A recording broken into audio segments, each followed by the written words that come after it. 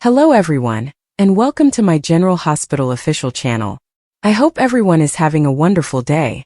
Before we begin, please hit the subscribe button and give this video a thumbs up.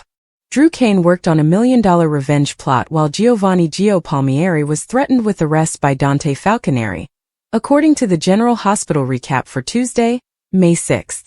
At Gio attempted to explain his side of the event, but Dante believed Gio should have been the adult in the situation and requested serious assistance. Lois Cerullo attempted to defend Gio before Rocco Falconeri's doctor gave Dante and Lulu Spencer information about his illness. Rocco was going to be alright, but things could have gone wrong because he had a life-threatening blood alcohol level before his stomach was pumped. When Rocco awoke, he apologized, but Dante and Lulu offered him loving reassurance. Despite this, Rocco realized Dante was upset, so Lulu advised that fear frequently manifests as rage when you are a concerned parent. Back with Gio, he informed Danny Morgan about Rocco over the phone. Carly Spencer overheard and asked to speak with Danny, so she confirmed that he was at the boathouse and went over there. Danny felt bad and admitted that he coaxed Rocco into going to the party before abandoning him to play volleyball. Carly delivered some tough love for the close call, making sure Danny understood how serious this was. Danny promised to apologize to Lulu and Dante, as well as tell Jason Morgan all that had happened. Back at the hospital, Dante spoke with Gio and Lois in private. Dante erupted again, believing Joe's actions had the potential to cost Rocco his life. When Dante threatened to arrest Gio for providing alcohol to a juvenile, Gio protested that he had not given Rocco any alcohol or seen him swallow a sip. Dante pondered how he could be certain of it, but Lois once again acted as Joe's defender. As Dante resumed his outburst, Lois forced him to stop and revealed that he had no idea who Gio actually was.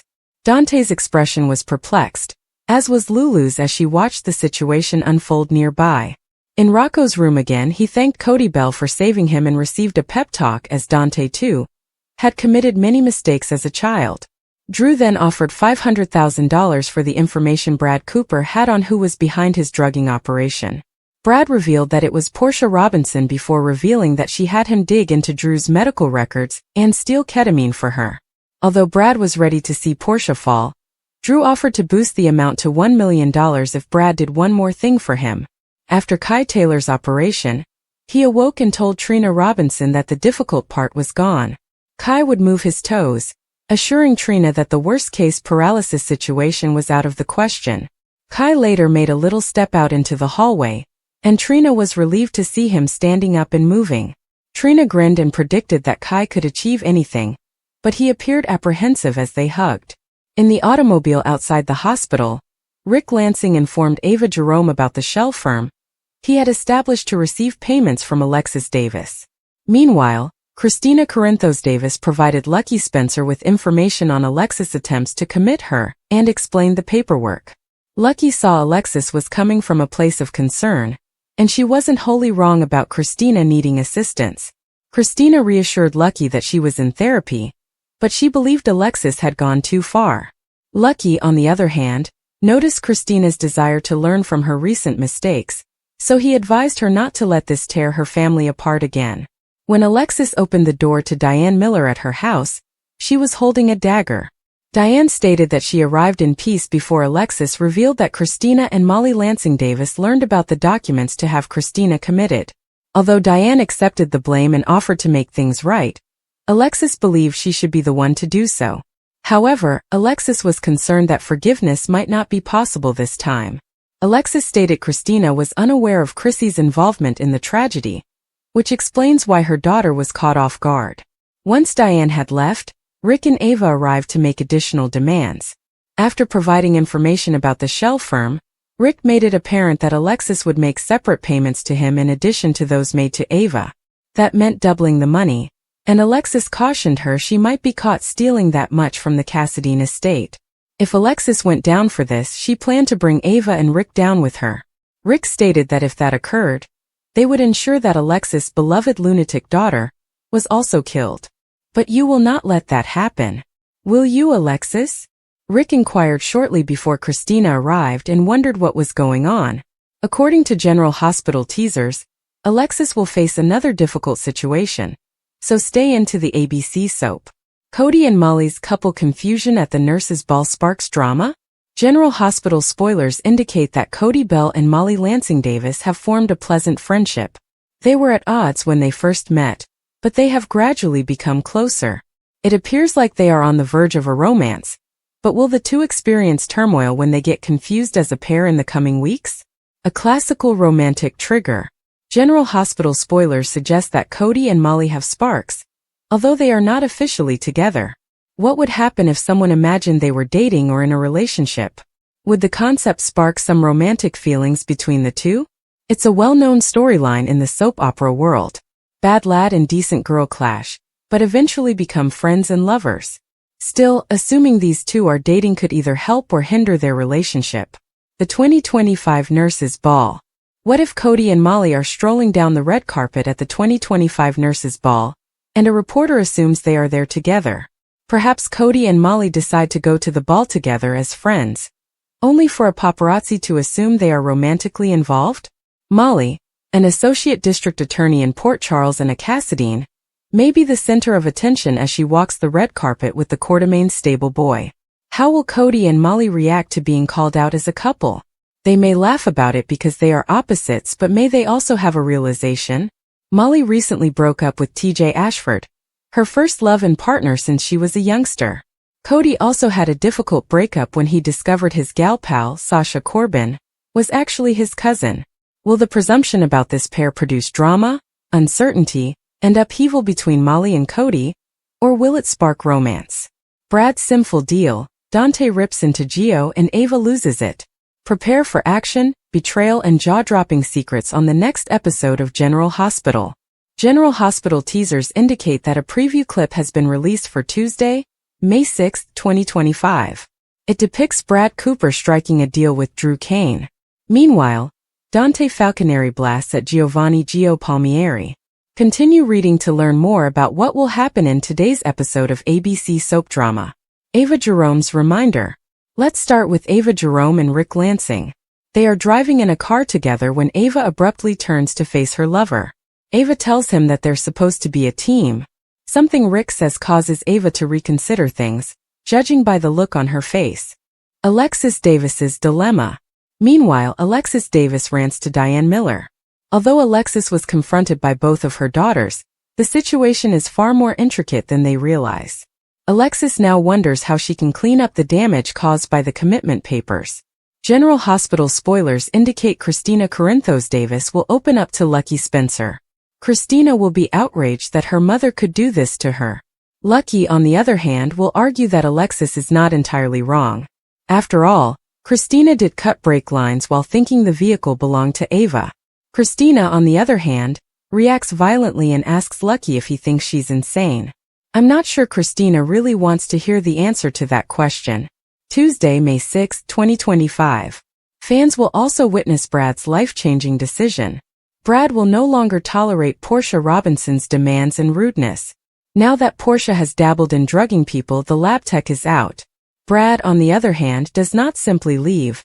He sells to the highest bidder. In a preview clip, Brad storms into Drew's hospital room. Brad suddenly announces that for the appropriate price, he will tell Drew everything. I guess Brad can say goodbye to ever getting Lucas Jonas back. Willow Tate Corinthos also places the blame for Drew's drugging on the incorrect person. Willow yells at Nina Reeves, "We both know who is guilty," referring to Tracy Quartermain. Fans know Portia and Nina recruited Jacinda, but Drew is unaware of this. Dante also lashes out at Gio, claiming that if anything bad happens to Rocco Falconeri, it will be his fault. Lois Curello eventually pleads with Dante. Will this be the moment Dante discovers the truth? Drew's $1 million revenge plot. Drew had spent years nursing his grudge, letting it fester in the dark corners of his mind until it consumed him entirely. The betrayal had been swift and brutal. His former business partner, Marcus, had stolen his company, his reputation, and nearly his sanity. But Drew wasn't the kind of man to let such an offense go unanswered. No, he had spent every waking moment since that day plotting his revenge, and now finally the pieces were falling into place. It had started with meticulous research. Drew needed to understand Marcus's weaknesses, his habits, his new empire built on stolen wealth. He hired private investigators, dug through financial records, and even befriended a few of Marcus's disgruntled employees. The picture that emerged was one of arrogance.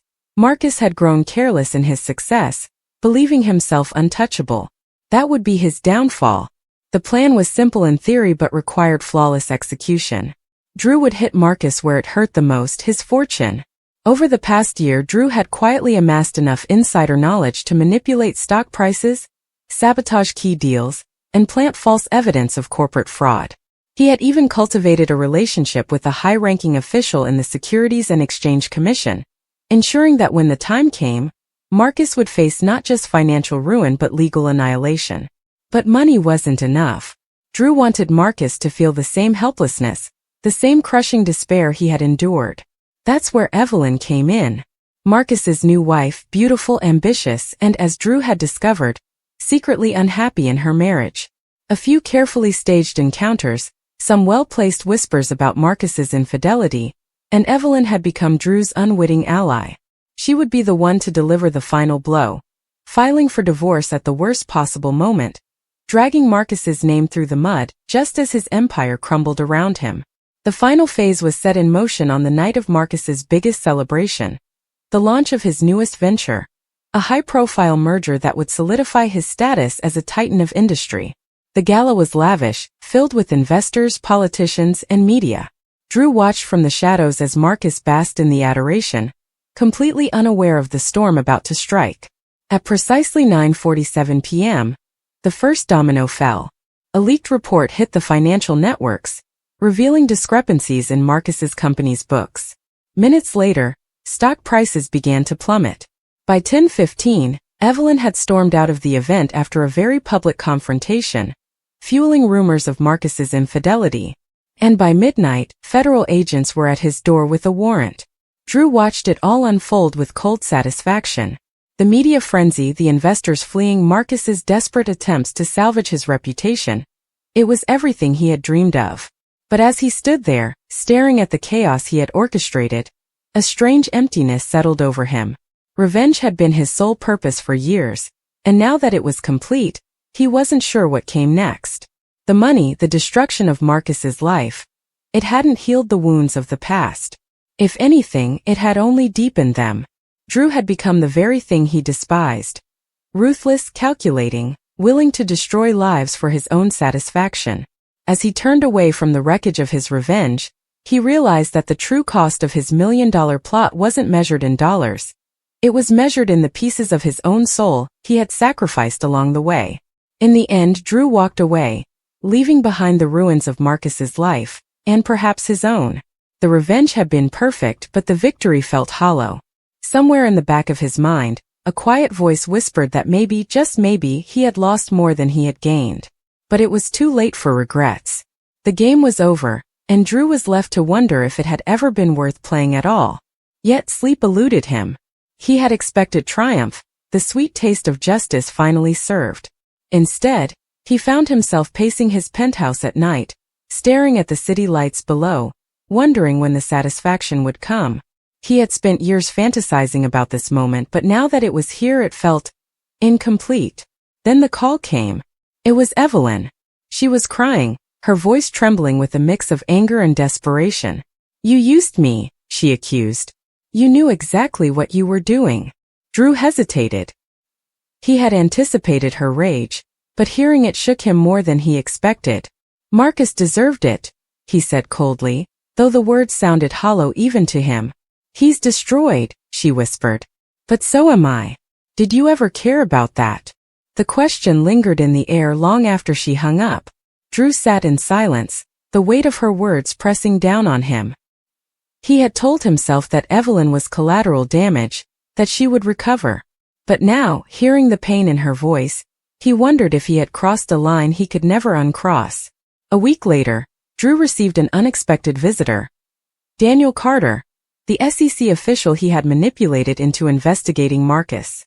The man stood in Drew's office, his expression unreadable. "I know it was you," he said quietly. Drew tensed but kept his face neutral. "I don't know what you're talking about." Daniel smirked, a bitter twist of his lips. "You're good. But not that good. He tossed a file onto Drew's desk. Inside were copies of transactions, encrypted messages, and enough evidence to suggest Drew's involvement. Drew's pulse quickened. "What do you want?" Daniel leaned forward. "I don't care about Marcus. He was always a snake. But you dragged me into this, made me your puppet. That I can't forgive." General Hospital recap May 6th. Dante blasts Gio, and Drew makes a deal for information. Kai Taylor has undergone the dangerous procedure, and Trina Robinson is waiting for him to awaken. When Kai eventually does, he informs her that he believes the hard part is finished. Portia Robinson examines Kai and then instructs him to rest up. He spends some time with Trina before a nurse and Portia help Kai get into a wheelchair. They carry him out into the hallway, and he manages to take a few optimistic steps. Brad Cooper is prepared to make a deal with Drew Kane. He knows who is behind the congressman's drugging, and Drew promises that he will be highly rewarded for the information. He promises him $500,000, and Brad sings like a canary. He informs Drew that Portia set him up by obtaining his medical information, so that she could inject him with ketamine. Drew considers it and then gives Brad twice as much money if he will do one more thing. Rocco nearly dies and Dante blames Gio. Dante Falconeri arrives at GH and discovers that Rocco Falconeri has been admitted for alcohol poisoning. He blasts into Gio Palmieri, despite the fact that he was merely trying to aid Rocco. Read more. Find out what happened in the last episode of GH. Gio informs him that he discovered Rocco in bad shape and assumed that if he got him home safely, he'd sleep it off. Dante is outraged because Rocco could have died if he hadn't been at the hospital in time. Finally, Dante and Lulu Spencer are brought in to meet their son, and the doctor confirms that Rocco may have been comatose if he hadn't been brought in right away. Dante abandons his son to speak with Gio discreetly. Meanwhile, Danny Morgan phones Gio to get an update. He feels bad for bringing Rocco to the party, and Carly Spencer steals Joe's phone and informs Danny that she is on her way to him. Read this, the latest GH comings and goings. She arrives at the boathouse, and Danny tells her that he just wanted to have some fun. He persuaded Rocco to accompany him, and then left to play volleyball. Carly informs Danny that he was the leader, and left his little brother alone. She informs them that he must accept responsibility and apologize to Dante and Lulu, and he agrees to do so. Back at GH, Dante has Gio cornered in the hallway with Lois Cerullo, refusing to listen to him and accusing Gio of Rocco's drinking. He threatens to have him arrested, and Lois finally tells him to stop because he has no idea who Gio is. When Lulu hears the comment, she comes to a complete halt. More money, more problems for Alexis. Rick Lansing has finally been discharged from GH, and Ava Jerome is driving him home. He inquires about Alexis's blackmail payments and informs Ava that she is also aware of his involvement in the scheme. Rick has set up a company account into which the money will be sent, making it more difficult to track. Ava worries that requesting more money may be the final straw, but Rick assures her that he understands his ex-wife's concerns. Read this. Kelly Monaco, a General Hospital alum, suffers another blow. Christina Corinthos is meeting with Lucky Spencer to brief him on the latest dilemma in her life, which involves her mother attempting to commit her to court. She fills him in on all of the information and reveals that her mother has not explained any of her rationale to her. As Christina speaks, Lucky advises that seeking some assistance might not be the worst idea. He understands Christina's distress, but her mother is correct. She has gone through a difficult time and requires assistance. He tells her that his mother, the mayor of Port Charles, has also been in a facility. Lucky suggests that by enlisting support, Christina can bring her family together. Alexis Davis keeps phoning Christina and leaving messages asking for an opportunity to explain. Diane Miller comes by to address the problem with her. Alexis reveals that the commitment papers accidentally landed up in Molly Lansing Davis's bag, which enraged the females. Diane tries to attempt to remedy things, but Alexis insists on doing it herself because they are her daughters. Alexis believes that she may never be forgiven for her crimes. She also discloses to Diane that Christina has no idea she is aware of her intention to kill Ava. She considers it the ultimate kind of treachery, despite the fact that all she wanted to do was protect Christina. Diane leaves and Ava and Rick arrive at Alexis' house to offer her information about their mutual fund. Rick then informs her that she would need to start tripling their payments. Alexis informs them that there is no way for this to happen without being jailed. Christina enters while they are arguing and inquires as to the situation. Check back for more General Hospital recaps and spoilers. Lois reveals too much as Dante storms into Gio. In the GH waiting area, Gio informed Dante that he was not with Rocco at the party. He didn't even realize Rocco was there till he passed out. Dante questioned why Gio didn't contact Rocco's parents. "Well, I didn't want to get him in trouble," Gio explained, which just irritated Dante more. Gio defended himself, claiming that if he could slip Rocco and Danny home, everything would be okay. "You mean my drunk kid into the Quartermain boathouse?" he remarked. Gio anticipated that sleep and water would do the trick. "If something happens to my kid, it's on you," Dante threatened to horrify Gio. Lois swiftly jumped in and assured Dante that she understood where he was coming from, but Gio did what he believed was best. Gio spoke for himself, saying he was doing his best to care for Rocco. Cody also supported Gio, claiming that he was doing a fine job when Cody discovered them. Dante recognized that Rocco would have died if Cody had not stumbled across the boys. As Dante continued to lay into Gio, the doctor appeared and informed Dante and Lulu that they may see Rocco. The doctor spoke to them as Rocco slept. Mr. Bell, noticing his slow breathing, likely saved his life tonight, the physician claimed. Fortunately, Rocco would fully recover. When Rocco eventually woke up, he apologized to his parents for disappointing them. Cody later spoke with Rocco, who was concerned about how upset his father was. Cody informed Rocco that Dante had also done stupid things as a teenager. Carly returned to the waiting area and listened in as Gio spoke with Danny on the phone. He informed Danny that Rocco was in the hospital and had nearly died. Danny blamed himself, but Gio said it was all on him. Carly asked Gio if she could talk to Danny, and he handed her his phone. She asked Danny to stay at the boathouse as he was on his way. When Carly left, Lois hugged Gio and informed her that Dante was scared out of his mind and did not mean what he said to her. "Hey Gio, you're a good kid, okay?" Lois asked. Gio was not convinced. "Dante doesn't think so," he explained.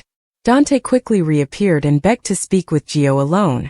Lois followed along to represent Gio.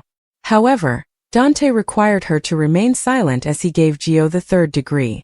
Dante warned Gio that he may get him arrested for supplying alcohol to a kid. Gio stated that he did not offer Rocco a drink and had no idea Rocco was there until Danny found him and asked for aid. Dante questioned whether Gio was lying, but Lois defended him. Dante didn't want to hear it and came down harder on Gio, telling him he was an adult and should start thinking for himself. "An adult who stood there and watched my teenage drunken son struggle to breathe. If Cody hadn't shown up when he did, he could very well be dead right now. And why? Because you were scared to get him in trouble.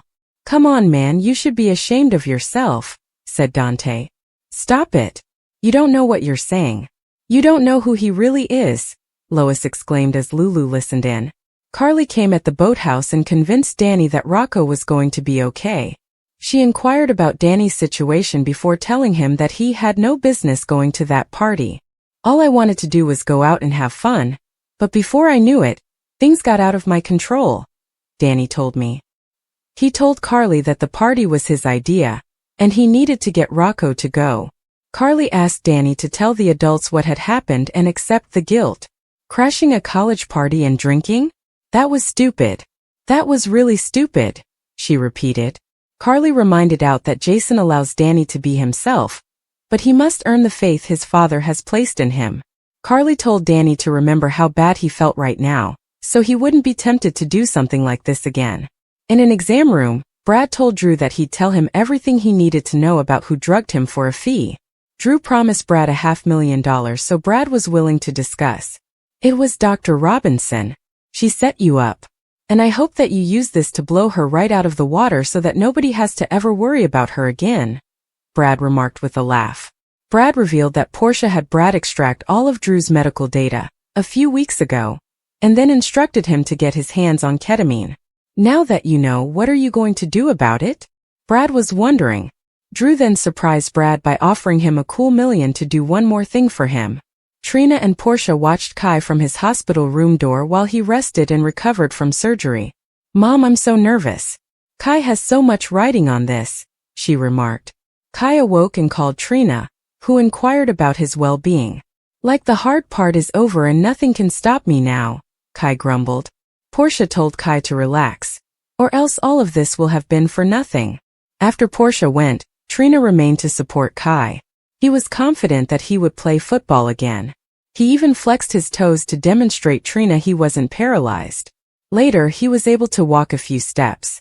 Ava eased Rick into her car in the hospital parking lot, ready to drive him home finally. Ava was thrilled that Alexis paid her on time, but Rick had a confession to make. He had told Alexis he was involved in the blackmail scheme, so she would include his cut. Ava found this alarming. "The next time you make arrangements with Alexis, would you talk to me first?" she inquired. Ava felt better when Rick revealed that he had set up a shell corporation to conceal their fortune. They then argued over who Christina's true victim was, with Ava stating she was the intended target and Rick pointing out that he was the injured party. Ava accused Rick of going rogue when he spoke with Alexis. Rick convinced Ava that the shell corporation was for both of them, with a business credit card. Christina met Lucky at the Brown Dog.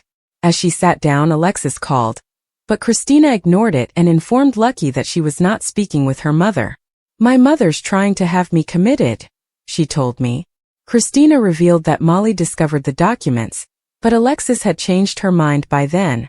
"Molly completely had my back," deluded Christina boasted. She then told Lucky about Alexis' motives. "She knows I've been struggling and thought I could use some real help," Christina explained.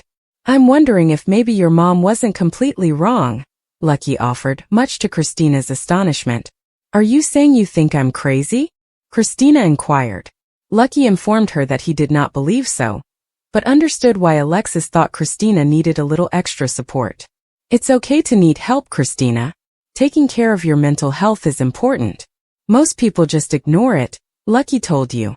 Christina said that she wasn't ignoring it because she was in treatment, which resolved everything. She thought Alexis' idea was a little radical. Lucky suggested Christina rethink Alexis' point of view and show her mother some grace. Lucky reminded Christina that she had pledged to be better to her family and not break them apart. "It sounds to me like this is your chance to do it," Lucky remarked, hoping Christina would forgive Alexis. In her living room, a disgruntled Alexis left a voicemail for Christina just as Diane arrived. "The girls are livid. They are no longer talking to me because they found the papers that you drew up to have Christina committed," Alexis told me. When Diane realized Molly had found the papers as a result of her actions, she attempted to make amends, but Alexis refused. "These are my daughters and it's on me to fix it," Alexis told me. However, she was not optimistic that her daughters would ever speak to her again. Alexis ultimately revealed the truth to Diane. "Christina never told me what she did, and she does not know that I know she tried to kill Ava," Alexis told me. She did, however, leave out the part about Ava blackmailing her, saying she didn't want Diane to know. There has to be a way to fix this, but she can't know I know what she did," Alexis exclaimed in desperation. After Diane left, Alexis had barely a minute alone before Rick and Ava arrived. They were just there to show Ava the shell firm he had set up to make it appear as if Alexis was investing Ace's money. Rick also demanded a second payment just for him. As Alexis was arguing with Rick and Ava, Christina walked in and demanding to know what was happening. Danny and Rocco quickly arrived at the seashore campfire. Rocco was pensive, but Danny assured him that they only needed to blend and grab 2 beers to assist them do so. "You don't have to drink it. Just hold it. Everybody has a cup in their hands. This is how we blend," Danny cheerfully added before they started talking to 2 girls. Rocco stood to the side while Danny met a new acquaintance who wanted to play volleyball. Emma and Gio made their way to the bonfire, with Jocelyn close following. Emma noticed Vaughn approaching them in a swimsuit and quickly asked who he was. He informed the kids he was only there for his usual cold water swim. He suggested Emma try it, so she asked Gio to accompany her even though they didn't have swimwear. Emma made sure her flash drive was still in her shorts pocket before stripping down to their underwear and jumping into the lake. Joss grabbed it as soon as no one was looking. However, Jocelyn and Vaughn became stopped when Joss wanted to replace the corrupted flash drive, and Emma wanted to put her shorts back on. As Vaughn and Joss fought about how to return the flash disk to Emma, Jocelyn turned around to discover Danny standing there. Jocelyn gave Danny a glance and replied, "Neither of us was here." So Danny knew he could walk away. They had no idea that Rocco had met a companion and drank, so he was passed out in a remote spot.